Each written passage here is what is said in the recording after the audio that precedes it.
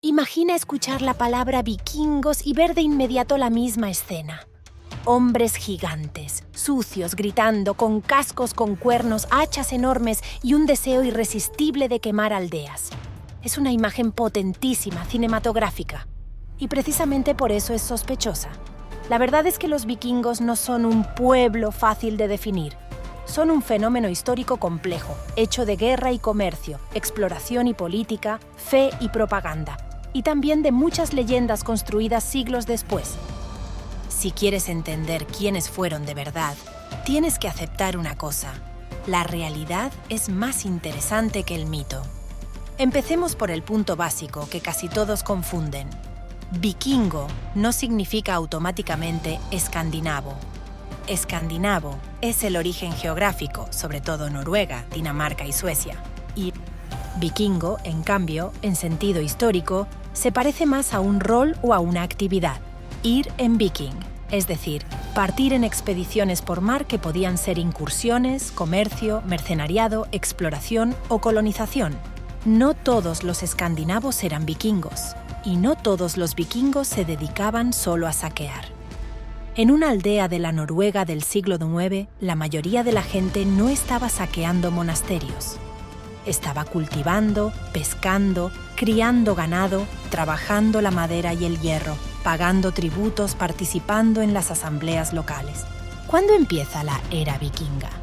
Normalmente se toma una fecha simbólica, 793, el ataque al monasterio de Lindisfarne en Inglaterra. No porque antes no existieran contactos o violencias, sino porque a partir de ahí las fuentes europeas comienzan a registrar de forma continua las incursiones escandinavas. Y aquí nace ya un gran truco de nuestra percepción. Muchas crónicas están escritas por monjes cristianos, es decir, por las víctimas ideales de los ataques. Para ellos, los vikingos son la encarnación del caos pagano. Llegan del mar, profanan iglesias, roban reliquias, matan y desaparecen. Es normal que el relato sea emotivo, apocalíptico y a menudo generalizador. No es falso, pero es un punto de vista preciso. Si miras en cambio la arqueología y las fuentes escandinavas, muchas escritas más tarde, el panorama se amplía. Las expediciones también son red comercial, intercambio cultural, migración e incluso diplomacia. El segundo mito que hay que derribar es el del casco con cuernos. Es casi seguro que los vikingos no combatían con cascos cornudos. Los cuernos son una elección pésima en batalla. Se enganchan, ofrecen agarres, desequilibran. La imagen nace mucho más tarde, entre el romanticismo del siglo XIX, el teatro y los vestuarios de ópera. Los vikingos reales usaban cascos simples, a menudo sin protecciones completas como las imaginamos. Y aquí llega otra corrección. No estaban todos blindados. La cota de malla era cara, no era universal. La idea del guerrero vikingo súper equipado es en parte un reflejo de las élites, jefes, huskarl, hombres de rango. Muchos combatían con escudos, lanzas, cuchillos y hachas de trabajo adaptadas porque la guerra no era un videojuego, era economía. El arma más común, a menudo, era la lanza.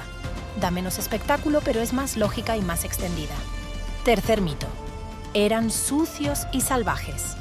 En realidad, los escandinavos tenían una cultura de la higiene sorprendentemente buena para la época, al menos según varios hallazgos y testimonios. Peines, pinzas, instrumentos de cuidado personal. Y las sociedades nórdicas tenían reglas, leyes, contratos.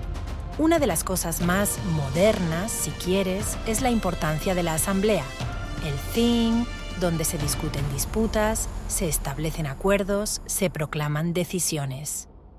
No era democracia como la entendemos hoy, pero tampoco era caos tribal. El honor importaba muchísimo, sí, pero precisamente porque existía un tejido social que había que defender, regular y poner en escena. En muchas comunidades, la reputación era una moneda. Esto no significa romantizar. Los vikingos también fueron violentos y la esclavitud existía, y mucho. Los esclavos, thralls, formaban parte del sistema económico y social, y las incursiones a menudo tenían un objetivo claro: botín y personas. Es una verdad incómoda, pero fundamental para no convertir a los vikingos en héroes de fantasía. La diferencia es que la violencia no era más especial que la de otros pueblos medievales. Era la normalidad brutal de un mundo donde la guerra, el saqueo y la venganza eran instrumentos políticos y económicos, no solo locura. Cuarto mito: los vikingos eran solo saqueadores. En realidad fueron comerciantes y constructores de rutas. Sus barcos eran tecnología y estrategia.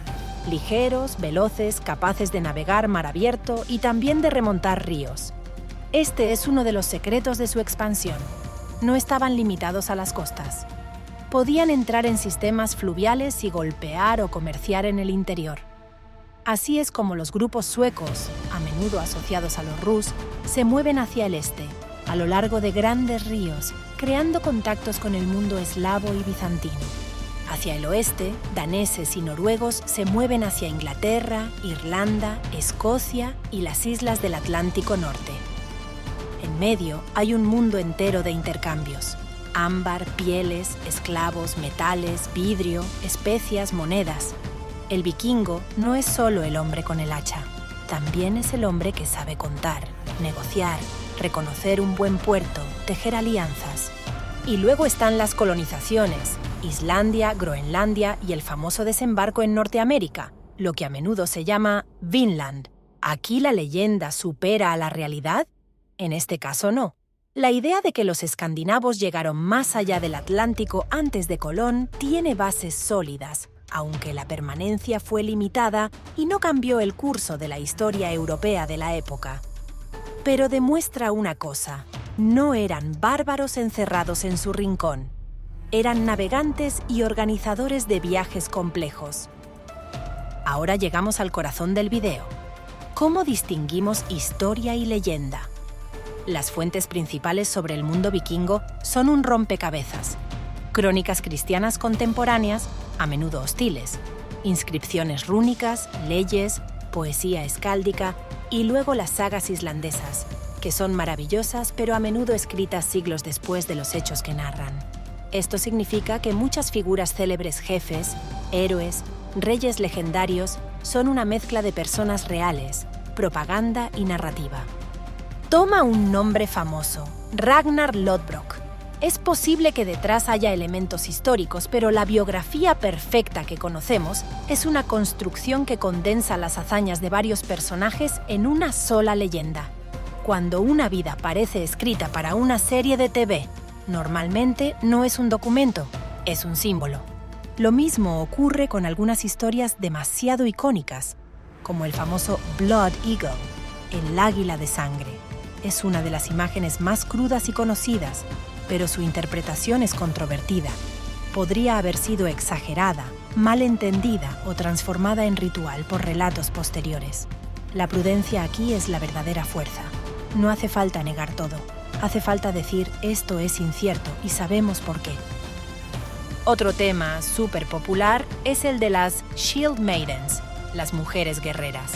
Aquí la respuesta honesta es: existen pruebas de que algunas mujeres tuvieron roles de prestigio, y en algunos casos también militares, pero no hay que convertir la excepción en regla ni hacer propaganda al contrario. Las mujeres en el mundo nórdico tenían más márgenes legales y sociales que en muchas áreas europeas de la época en ciertos contextos: gestión de la casa, herencia, posibilidad de influencia, y algunas historias hablan de guerreras. Pero la imagen de ejércitos llenos de mujeres combatientes como norma cotidiana es mucho más moderna que medieval. La realidad está en medio: una sociedad dura, patriarcal en muchas dinámicas, pero no monolítica. Y sobre todo, la historia no es un manifiesto, es una investigación. ¿Y la religión? También aquí hay una versión pop y una versión real. La versión pop es Odín, Thor, Valhalla, todos queriendo morir en batalla sonriendo. La versión real es más variada.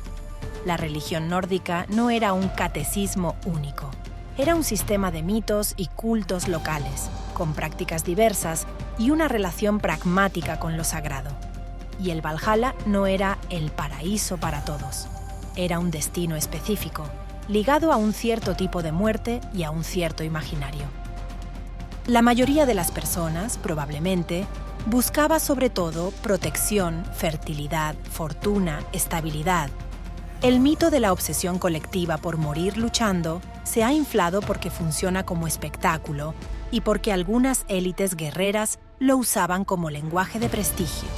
Luego llega la transformación que lo cambia todo: la cristianización y el nacimiento de reinos más centralizados. Con el tiempo, muchas comunidades escandinavas pasan de un mosaico de jefes locales y alianzas a estructuras más estatales. La conversión no es un golpe de varita mágica. Es política, comercio, matrimonios, presión internacional y también elección personal. Y con los reinos y la nueva organización, el fenómeno vikingo cambia de forma. El mundo que había producido grandes expediciones de depredación y colonización queda absorbido por lógicas distintas. Impuestos, leyes regias, una diplomacia más estable.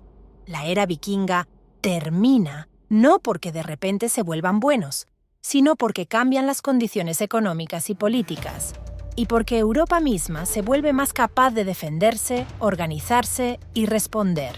Entonces, ¿quiénes fueron realmente los vikingos? Eran escandinavos de una época en la que el mar era la carretera principal. Algunos eran saqueadores, sí. Otros comerciantes, otros colonos, otros mercenarios al servicio de reyes extranjeros.